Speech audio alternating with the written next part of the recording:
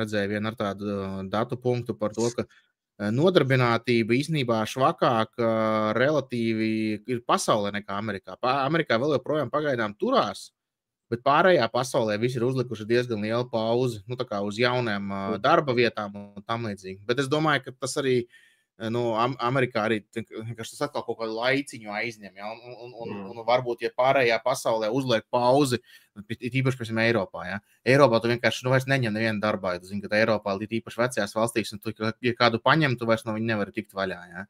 Amerikā daudz, kur ir šis employment at will, jeb, nu, šodien eju uz darbu, rītā viens otram var pateikt, vai nu es vairs nenāku, vai tu esi atlaists, un viss darbs beidzās, ja. Un varbūt, ka tur šīs, nu, to, ko droši mēs tāpatās redzējām Covid laikā, ja, ka tur var strauji, drastiski būt tā, ka vienkārši beidzās, ja. Eiropā tas tik strauji nenotiek. Un varbūt, ka vienkārši Eiropā beidz pieņemt, bet tur, kamēr vēl notiek, tikmēr vēl strādāt, bet tikko kā būs lēnāk, tad tas beidzās. Un kā tas šis Main Street, jeb, nu, tās ikdienas ekonomikas, tas noskaņojums cilvēkiem būs, kā tas atspoguļosies uz tirgiem. Nu, redzēsim.